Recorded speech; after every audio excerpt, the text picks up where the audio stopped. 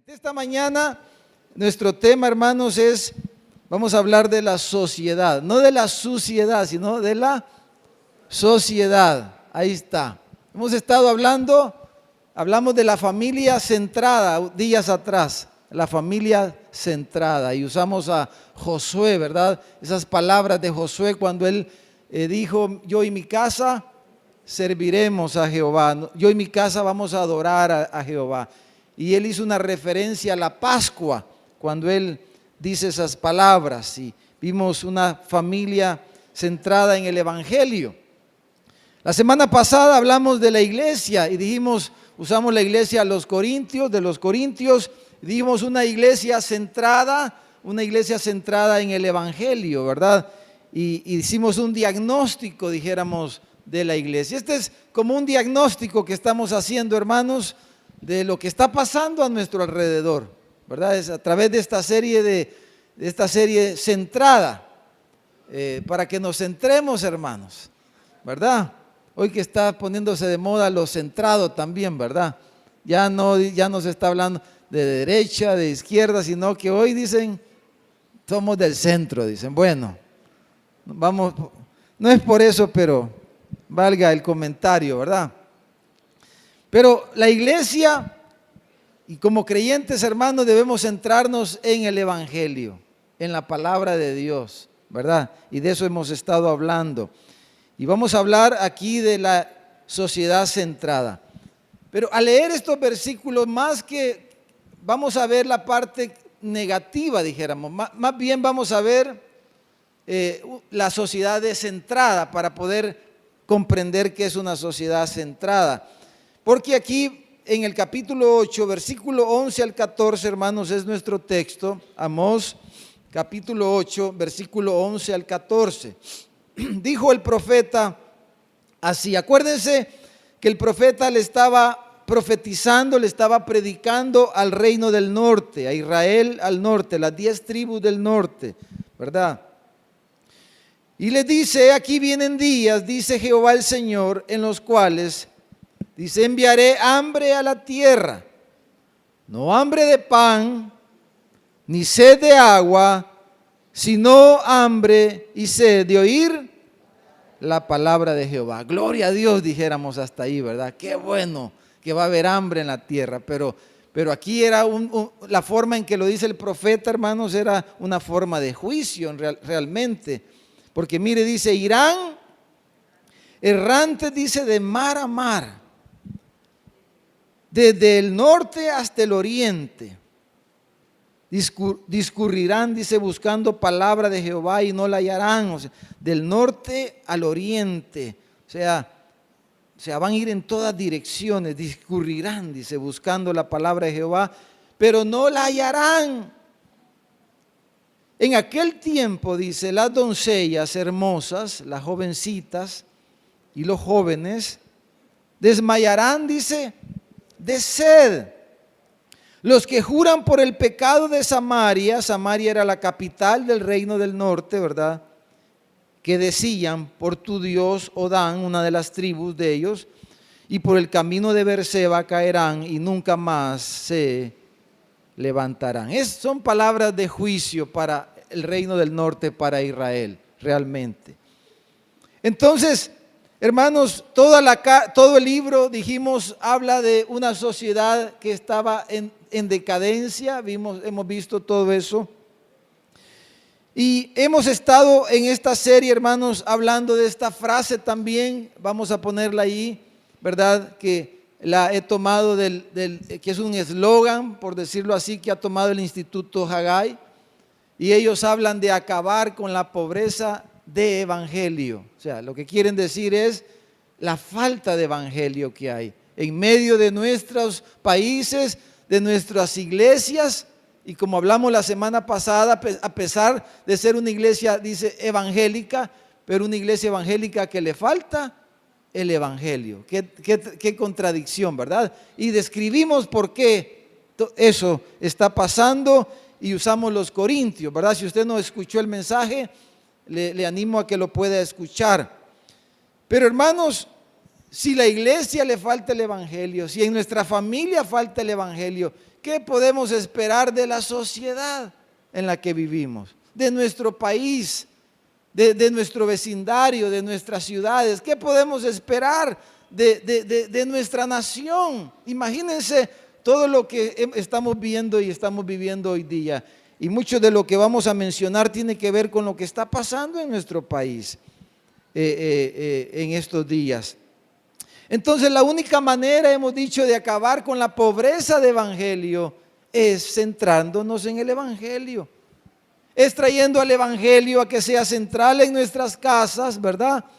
Que sea central el evangelio en nuestras iglesias y en la sociedad también. Pero aquí tenemos una sociedad, la sociedad israelita, que le habían dado la espalda a Dios, habían dejado a Dios, ¿verdad? Y que se habían descentrado de Dios, de su palabra, y por eso, como ya leímos aquí, la palabra de Dios les iba a hacer falta. Y les iba a hacer falta tanto que la iban a desear, y cuando la desearan, como parte del juicio de Dios, ellos no la iban a tener, no la iban a encontrar. Y eso los iba a tener confundidos, yendo del norte al sur, al este, al oriente, al occidente.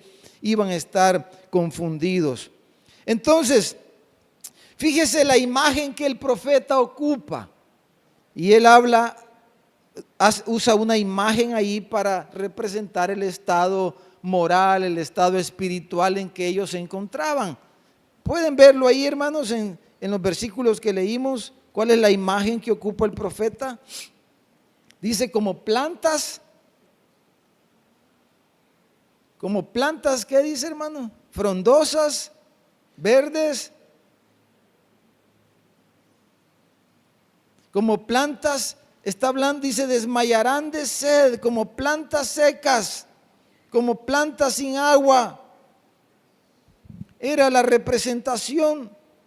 Dios testifica a través del profeta que la falta de la palabra de Dios es lo más catastrófico que le puede pasar a una sociedad, a una nación, a una persona. No hay cosa peor que necesitar nutrirse, necesitar consejo, guía de la palabra de Dios y no tenerla. La escritura, dice la Biblia, son como pan de vida. Las escrituras es un fundamento sólido, dice la Biblia. Y la escritura es como lámpara que alumbra el camino para no extraviarnos. Y cuando ella falta, es como que nos faltara todo, cuando falta la palabra de Dios. Ellos habían dejado a Dios. Ellos eran una nación de Dios, dijéramos. Era Israel, era el pueblo de Dios. Ellos eran la nación de Dios, realmente. Ellos eran la nación de Dios en la tierra. Pero aunque eran la nación de Dios, no vivían centrados en Dios y en su ley. En el versículo 5, ahí del capítulo 8, ustedes pueden ver de que ellos estaban hastiados de las cosas de Dios.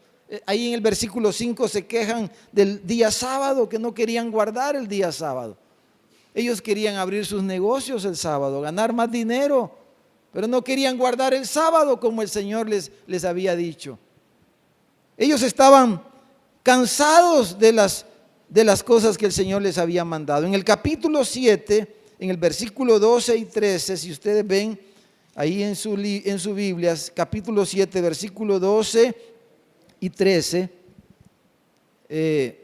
dice que el sumo sacerdote Amasías le dijo al profeta Amós, le dijo: vidente, vete de aquí, le dijo, huye a tu tierra, Judá, porque él era del sur. Come allá tu pan y profetiza allá, le dice, no queremos aquí ya oírte. Aquí no te queremos. Ellos habían rechazado, era el sumo sacerdote. Ellos le habían dado la espalda a Dios y habían rechazado la palabra de Dios, y por eso el Señor les dice: cuando ustedes quieran la palabra de Dios, no la van a encontrar. Van a sentir la profunda necesidad de escuchar mi consejo, de escuchar mi orientación, pero no van a tenerlo, les dice el Señor. Y era el juicio de Dios para ellos. Entonces, hermanos, ellos eran una nación, la nación de Dios, pero le habían dado la espalda a Dios. Ahora, pensemos en nosotros, en nuestro país, nuestra sociedad, la sociedad salvadoreña. ¿Cómo nos ve el mundo como país? Si usted le pregunta a cualquier persona, van a decir cualquier persona que El Salvador es un país cristiano, ¿verdad? En el mundo, ¿El Salvador es un país musulmán? No, ¿verdad? ¿Es hinduista El Salvador? No. El Salvador es un país cristiano. Según las últimas estadísticas de la prensa gráfica, un poquito más del 40% de la población dice que es cristiano católico. Y casi el 40% dice que son cristianos evangélicos. O sea, si usted suma esos dos grupos, evangélicos y católicos, ambos cristianos, suma el 80% de la población de El Salvador se denomina, se declara como cristiano. Entonces el mundo, la gente dice, El Salvador es un país cristiano, es un país cristiano. Entonces, pero aunque somos un país, según las estadísticas, cristiano, nominalmente cristiano, pero hermanos, no estamos centrados en Cristo, nuestro paísito querido. Somos un país cristiano, pero no estamos centrados en Cristo. Somos un país cristiano, pero no estamos centrados en la palabra de Dios. Y como consecuencia estamos viviendo el desastre que estamos viviendo en nuestro país. Porque es un desastre, ha sido un desastre lo que ha estado pasando y lo que estamos viviendo. Entonces, algo muy similar a lo que vemos en nuestra historia. Ellos se decían que eran el pueblo de Dios, pero Dios no era el centro de ellos. La palabra de Dios no era el centro de ellos. Nosotros nos decimos cristianos, pero sin la palabra de Dios, sin el evangelio y sin Cristo, pero somos un país cristiano. Entonces, aunque se dice estas cosas, pero realmente hace falta la escritura, la palabra de Dios. Alguien podría decir, hermano, yo no estoy muy de acuerdo quizás en eso.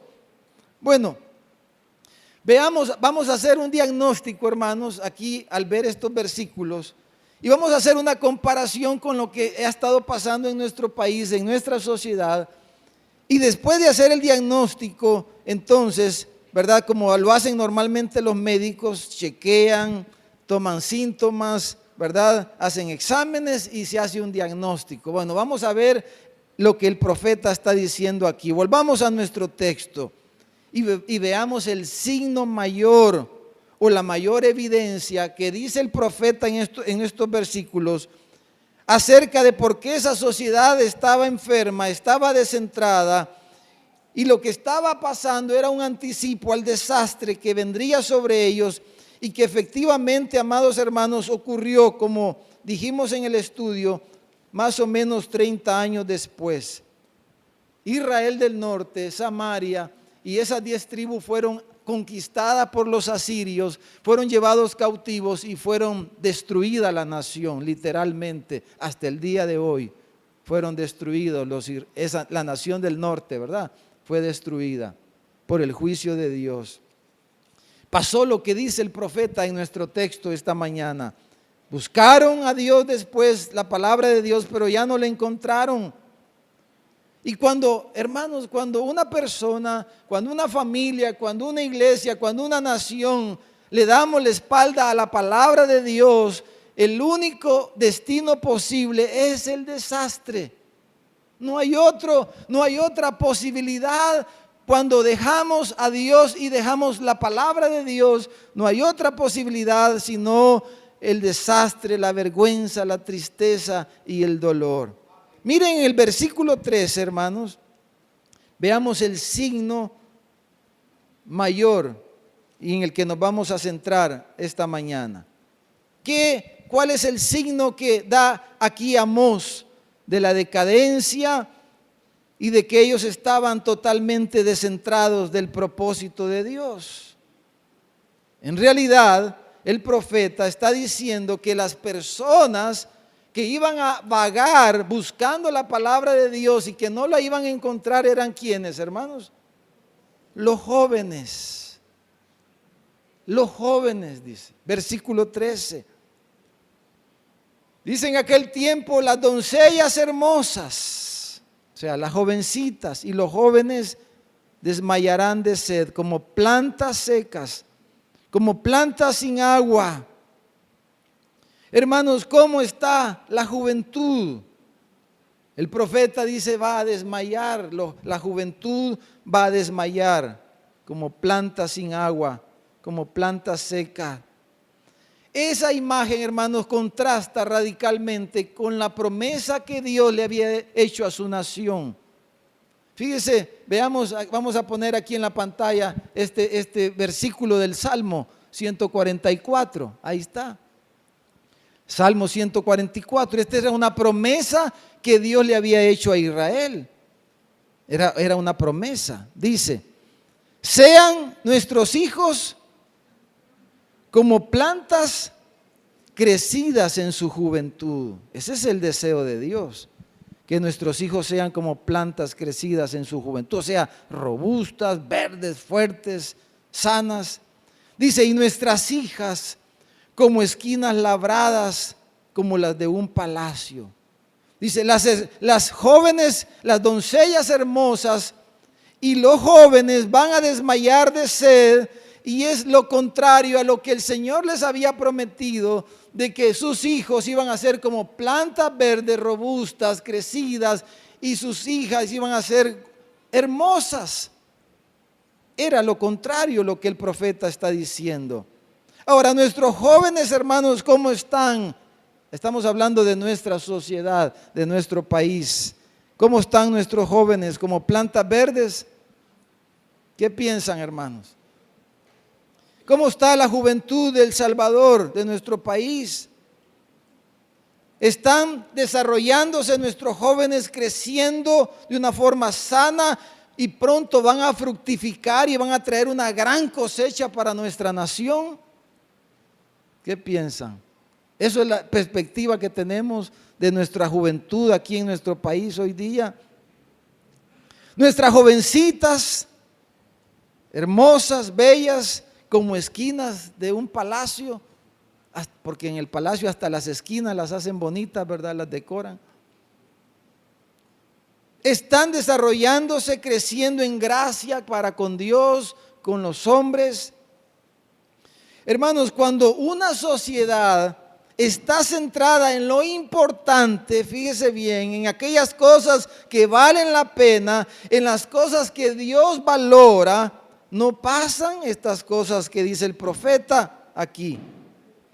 Cuando una sociedad se centra en sí misma, en su egoísmo, los efectos más terribles siempre lo van a sufrir las nuevas generaciones. Es el principio bíblico.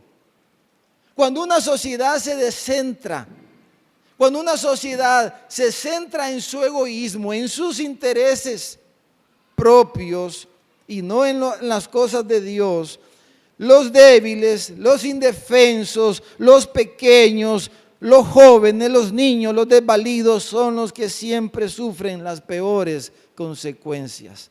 Ese es un principio en la Biblia.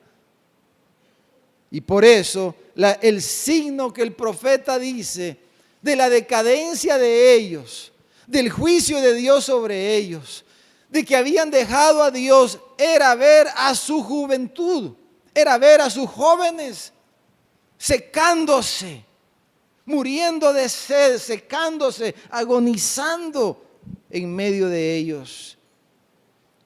Días atrás se puso de moda, ¿verdad? Esa frase, muchos nos burlamos. Yo sinceramente ya le pedí perdón al Señor y después de meditar en esta palabra, pero todos hemos oído eso de los ninis, ¿verdad?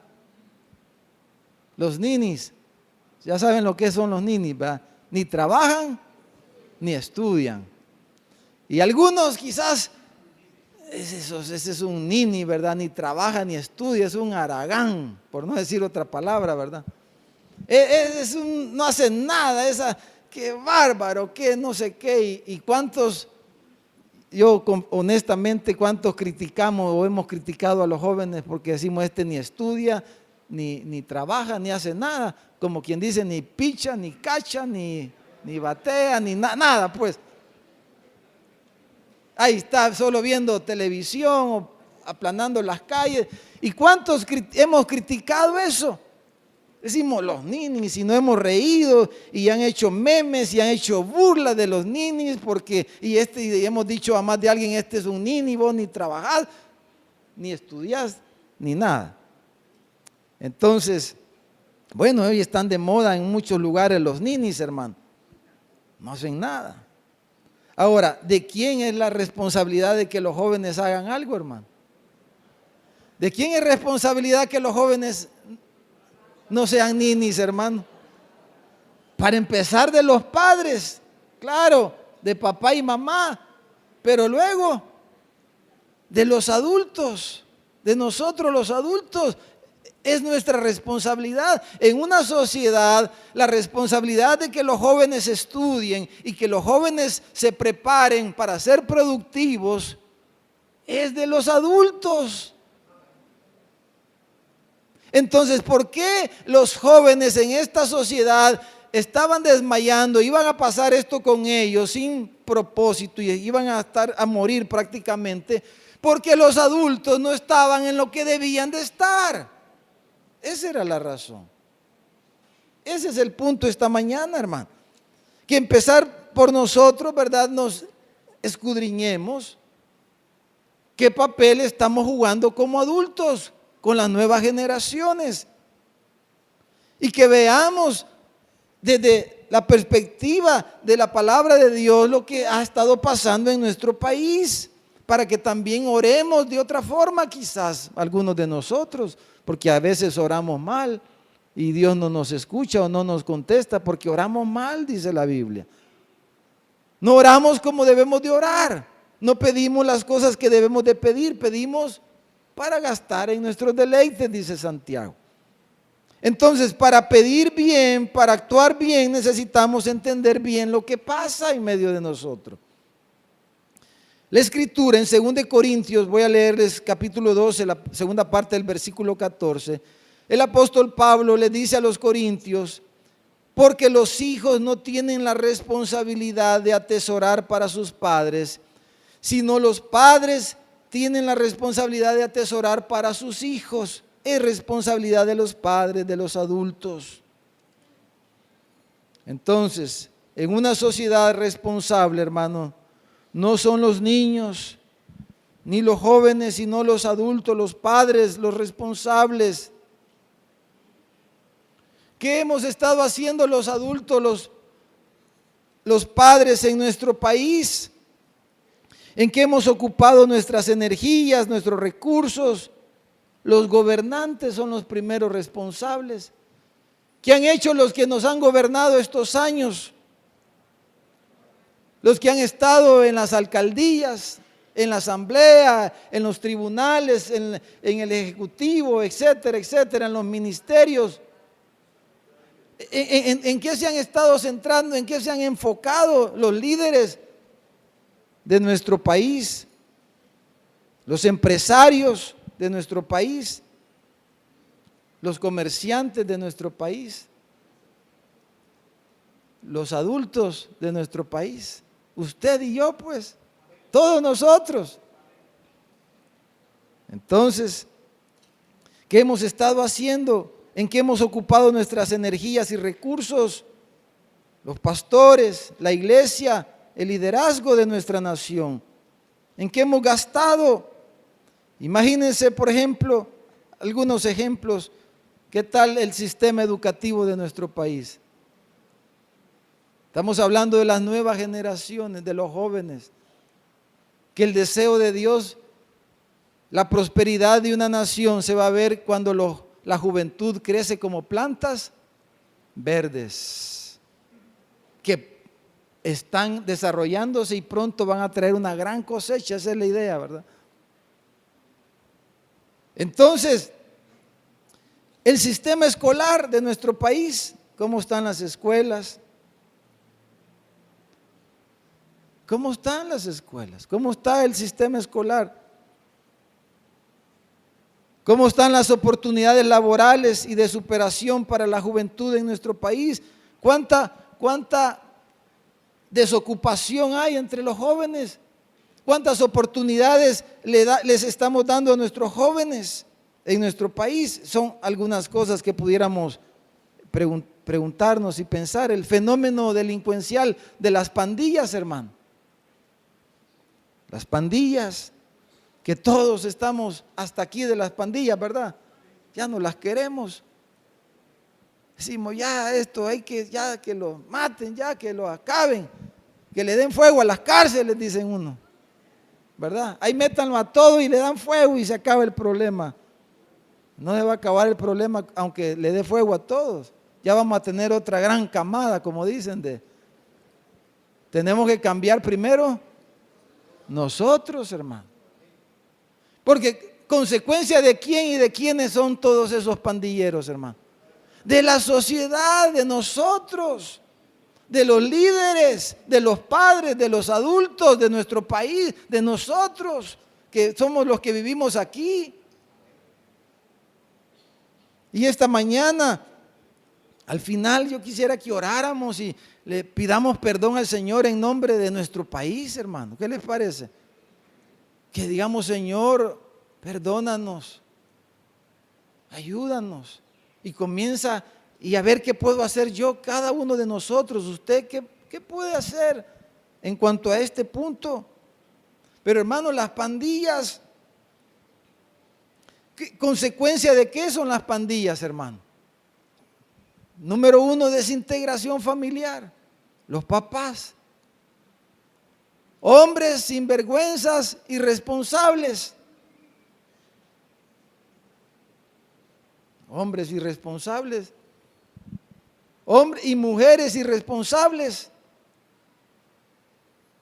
Porque no solo los hombres, porque ahí se cumple el dicho aquel, ¿verdad? Que el otro que es llorón y el otro que la pellizca, hermano.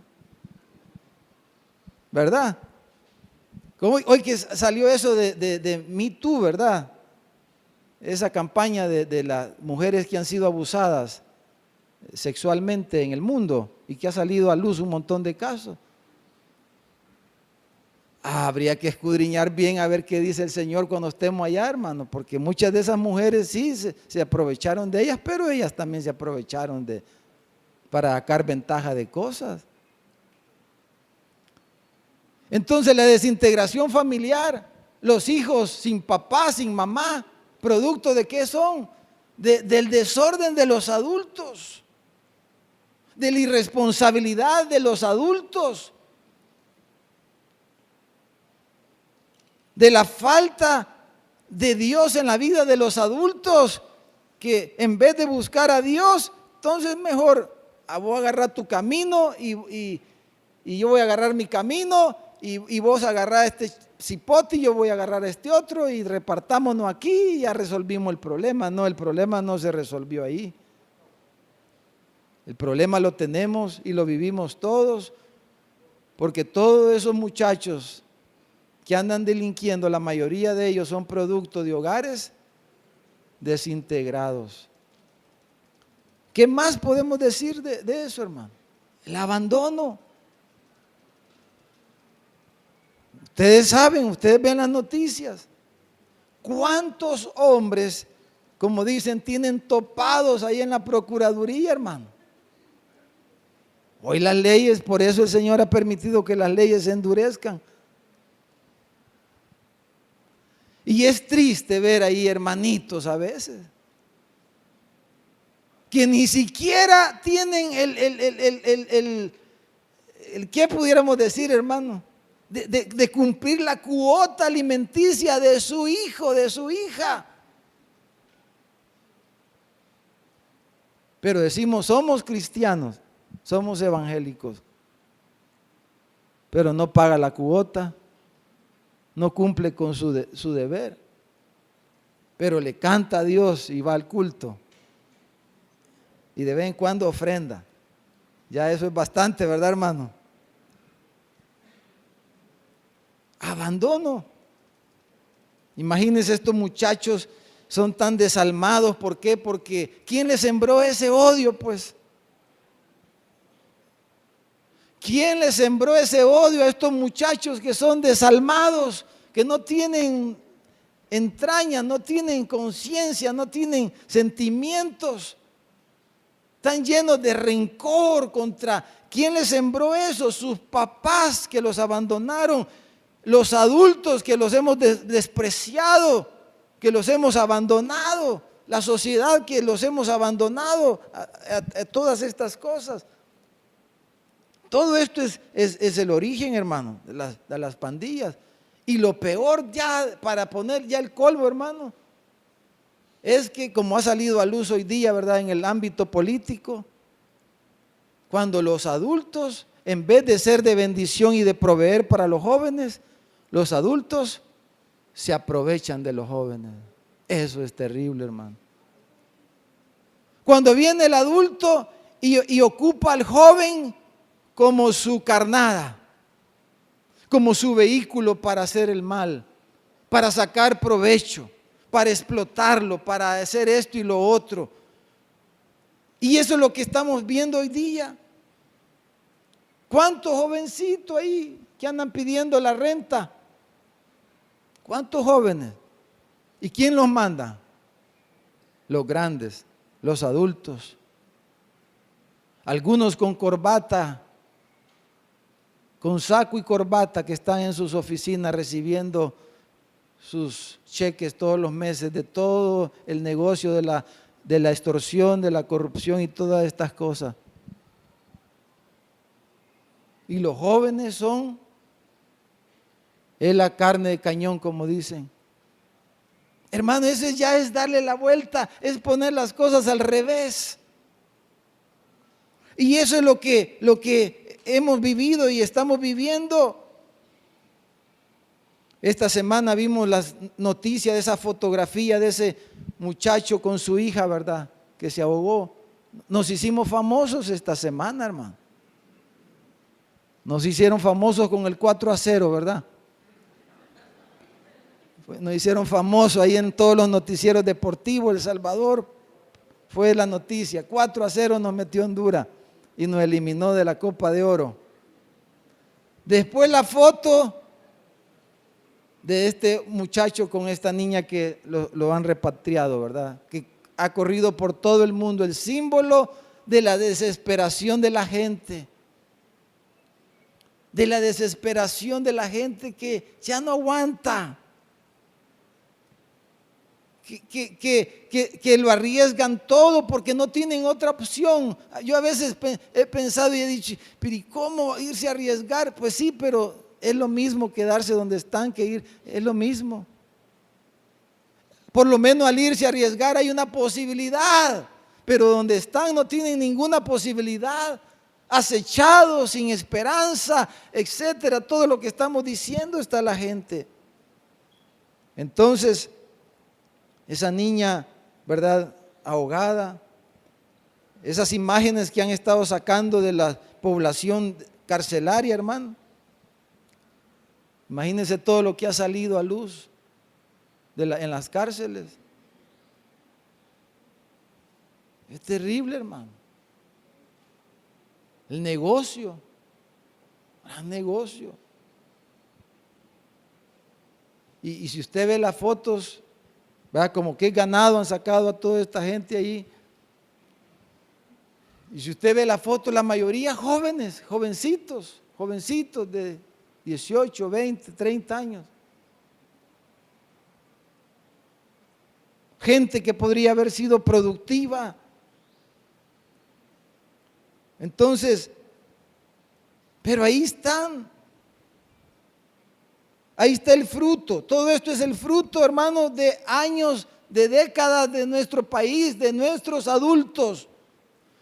Pero los adultos de hoy eran los niños hace 30 años, hace 40 años. Y seguimos en lo mismo y peor. ¿Quién va a cambiar eso? ¿Cómo podemos cambiar eso? Ese es el punto. ¿Cómo podemos ser diferentes? La iglesia de Cristo, los cristianos, los hijos de Dios. ¿Cómo podemos hacer una diferencia en nuestro país, en nuestra colonia, en nuestro vecindario, en nuestro trabajo? ¿Qué podemos aportar para que esto cambie y que no venga otra generación y sigamos igual? Pero cada quien centrado en su negocio, en sus intereses personales solamente. Ya no podemos seguir así. Comencemos nosotros. ¿Qué dicen, hermano? Ay, es que yo estoy viendo cómo salgo adelante. Aquel hay que ver cómo sale. ¿Qué podemos contribuir? Ahí está el fruto de una sociedad decadente que dejó los principios, los valores de la palabra de Dios, que sus líderes vivieron para sí mismos, para su propio provecho, y esa es una sociedad cristiana, la nuestra. Es vergonzoso, ¿no creen que le llamemos una sociedad cristiana, un país cristiano? El Salvador, un país cristiano, eso es vergonzoso. Eso deshonra el nombre de Cristo, no le hace honor al nombre de nuestro Salvador. Ahora, cuando nos desconectamos de nuestra responsabilidad, amados hermanos, como adultos, centrándonos en nosotros mismos, en nuestros egoísmos, en nuestro materialismo, en nuestra comunidad, en nuestras propias cosas, entonces nos olvidamos de las generaciones que vienen atrás.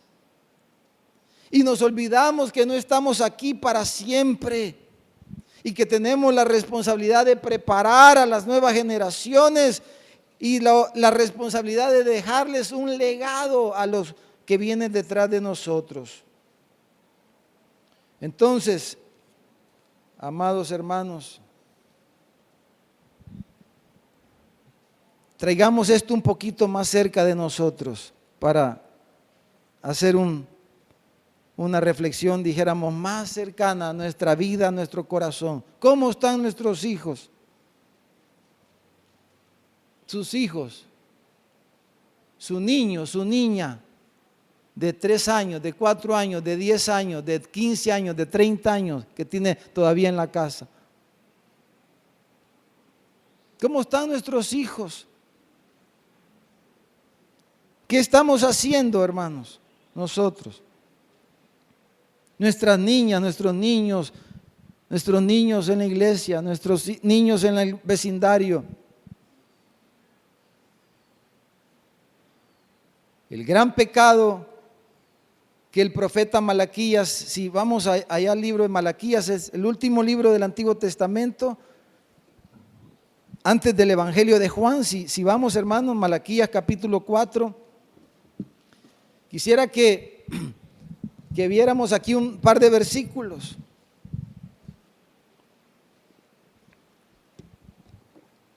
Malaquías capítulo 4. ¿Cuál es el gran pecado que Malaquías, hermano, al cierre del Antiguo Testamento? Fíjese el último pecado que el profeta Malaquías señala a Israel, con el que cierra la profecía del Antiguo Testamento, tiene que ver con lo que estamos hablando increíblemente. Porque en el versículo 5 del capítulo 4 y versículo 6, el profeta dice, de parte del Señor, yo voy a enviar al profeta Elías, les dice, antes que venga el día del Señor, día grande y terrible. Dice, Él hará volver el corazón de los padres hacia los hijos y el corazón de los hijos hacia los padres, no sea que venga yo y hiera la tierra con maldición. Algunos le llaman a eso la brecha generacional, el distanciamiento entre hijos y padres, entre una generación y la otra, la confrontación entre jóvenes y adultos. Ay, que los jóvenes, ¿quién los aguanta? Eso pensamos muchas veces, ¿verdad? Ay, es que los jóvenes, sus ideas y sus cosas, y ay, los jóvenes que se vayan por allá y nosotros nos vamos a ir por aquí. Ese pensamiento no viene de Cristo, hermano. Ese no es el corazón de Dios. Ver a los jóvenes con menosprecio porque se dejan el pelo un poquito más parado que... Y nosotros como ya ni pelo tenemos, ni modo. Que porque los jóvenes, ay, es que mire, su música tan estridente que oyen, hombre, y eso a mí no me gusta, hermano. Ese no es el corazón de Cristo. Ay, es que los jóvenes no sé qué, con sus comidas y que comen, que no, y yo ya no estoy para eso, hermano. Ese no es el corazón de Cristo. Ese no es el corazón de Cristo. Dice, Él hará volver el corazón de los adultos a los jóvenes y el corazón de los jóvenes a los adultos. Ese es el amor, el corazón de Dios. Ese es el corazón de nuestro Padre Celestial, que ama las generaciones. Generación a generación, dice el Salmo, celebrarán sus obras y anunciarán sus poderosos hechos. De generación a generación, cada día, dice el Salmo, te bendeciré y engrandeceré tu nombre. Hermanos, nosotros conocimos a Dios de alguna forma. Hemos tenido nuestras experiencias con Dios, pero los jóvenes deben de tener sus propias experiencias con Dios también. No esté pensando usted que ellos van a tener las experiencias como usted las tuvo. Quitémonos ya eso de la cabeza. Que ellos tienen que caminar como nosotros hemos caminado. Quitémonos ya eso de la cabeza para no seguirnos alejando de ellos y que podamos hacer el papel que el Señor nos ha encomendado a nosotros. En vez de estarnos distanciando más de los jóvenes, ¿cómo nos acercamos a ellos? Es lo que dice la palabra de Dios, ¿o no, hermano?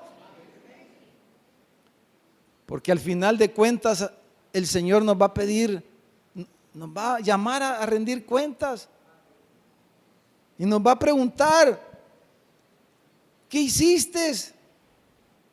Hermano, ¿qué estamos haciendo con las nuevas generaciones? ¿Qué participación tiene usted? ¿Cuánto invierte usted en las nuevas generaciones? ¿Alguna vez se le ocurre invitar a un muchacho de los que hay aquí en la iglesia, por ejemplo, un sorbete? ¿Alguna vez se le ha ocurrido? No, hermano, yo en eso no pienso. Ni tiempo tengo, estoy muy ocupado en mi negocio, hermano. Yo más pisto quiero hacer. ¿Alguna vez se le ha ocurrido ir allá a la Magdalena, al kinder, o venir aquí a la escuela, o ir allá a Bellos Momentos y traer su caja de dulces, ir a un grado y contarle su testimonio y contarle a los niños cómo usted conoció a Cristo? Decirle, aquí les traigo un dulcito, un pancito. No, hermano, yo de esas cosas ni se me ocurre, no se me pasa por la mente. No, hermano.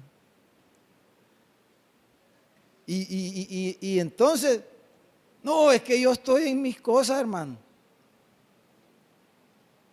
Yo estoy en mis cosas.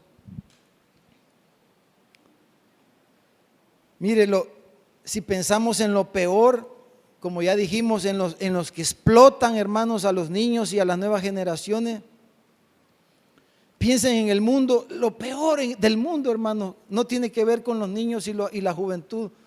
La explotación sexual de niños.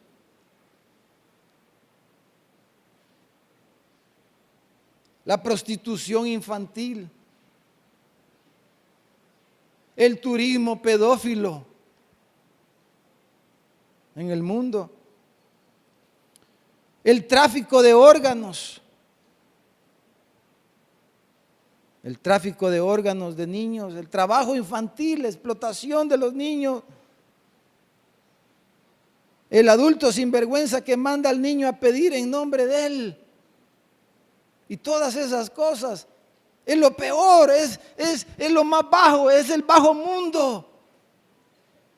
Pero son los adultos, es papá y mamá, somos los grandotes que debemos de proveer, dice el Señor, para nuestros niños, para nuestros jóvenes. ¿Qué puedo hacer yo? ¿Qué contribución puedo dar yo? Esa es la pregunta que quiero dejarles esta mañana.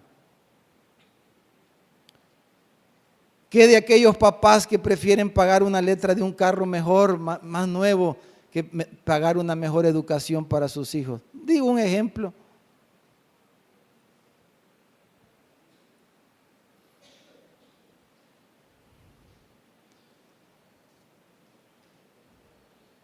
Como se ve aquí en Santana, ¿verdad? Colegios públicos, escuelas públicas, carros del año llegan a dejar niños allá a las escuelas públicas. Yo me pregunto a veces, digo, ¿y esta gente?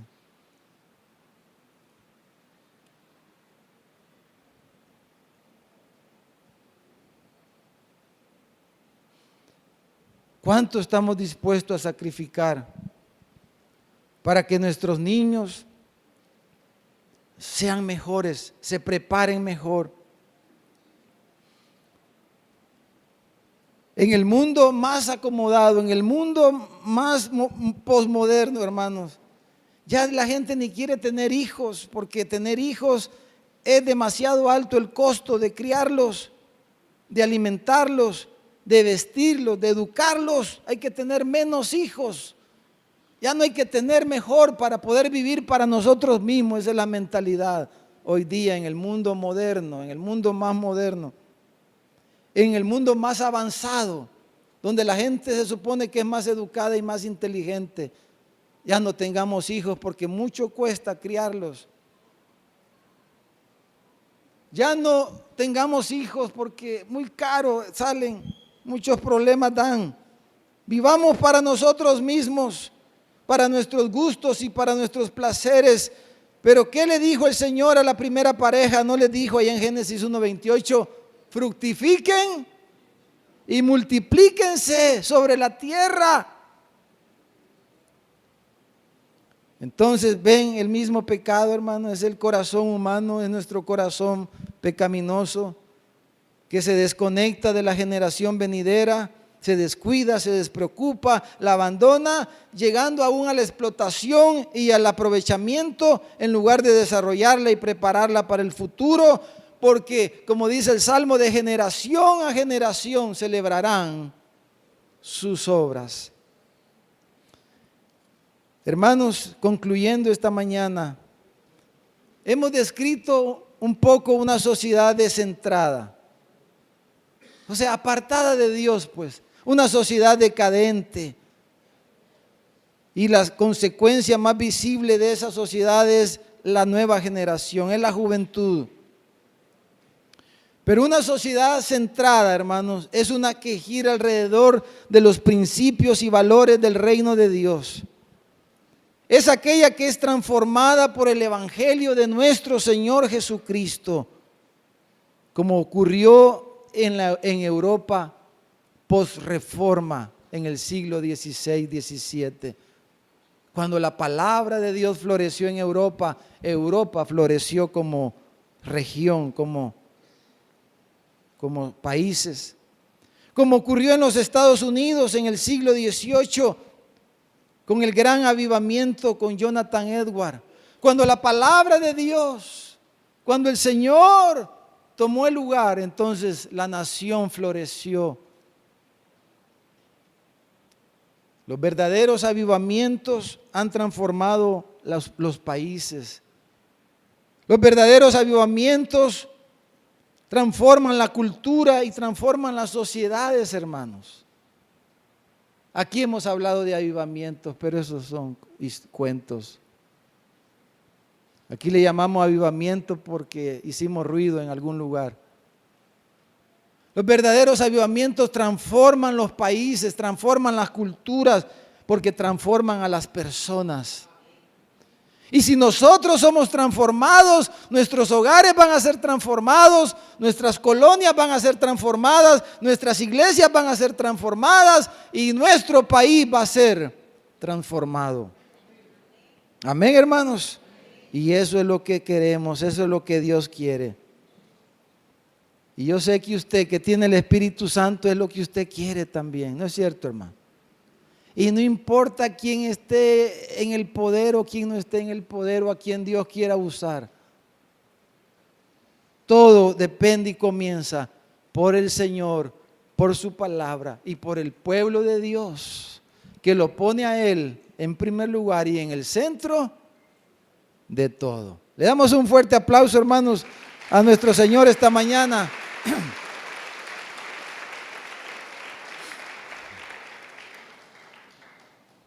¿Qué puede hacer usted, hermanos? Vamos a orar un momento. Quiero dejar tiempo para que oremos un ratito. Pero ¿qué puede hacer usted? Quiero que se haga esta pregunta. ¿Qué puedo hacer yo? ¿Qué puede hacer usted hoy mismo por las nuevas generaciones? ¿Qué podemos hacer nosotros? Hermano, la iglesia evangélica debemos dejar de los triunfalismos. Debemos arrepentirnos, volvernos a Dios y a su palabra. Y así con otro espíritu, un espíritu más humilde y más sencillo, poder llevar a cabo el mandato que el Señor nos ha dado, nos ha dejado de ser sal de la tierra y luz del mundo. Pero necesitamos dejar el triunfalismo, arrepentirnos y venir a Dios y decirle: Señor, perdónanos, perdóname, y personalizar esto. Yo no sé, cada uno estamos en una situación diferente, pero hermanos, para mí es un desafío esto, empezando con mis propios hijos, de verdad les digo, con nuestros jóvenes en la iglesia. El Señor nos concede el privilegio, ¿verdad?, de tener colegios cristianos y trabajar en estas cosas, pero hermano, Dios quiere usarnos. Dios quiere darnos otra conciencia para con nuestros muchachos, para los jóvenes, y cómo poder Él usarnos con otros también. ¿No les parece, hermano? Si no se necesita mucho, solo nuestra actitud. Los que le rodean a usted, como le he dicho otras veces, a veces ni siquiera saludamos a los niños. Venimos y ni siquiera le saludamos a los jóvenes, porque estamos tan centrados en nosotros mismos y en nuestras cosas, que ni siquiera vemos que hay un niño ahí a la par, para darle un abrazo y chinearlo y decirle: Dios te bendiga, hijo. Te amamos aquí en la iglesia. Te amamos aquí en la colonia. Pero el punto es que debemos dejarnos de ver de nosotros mismos y ver a aquellos que Dios ha puesto a nuestro cuidado, ¿verdad? Ese es el punto. ¿Me doy a entender, hermano? Oramos un momento mientras vienen los hermanos y tengamos un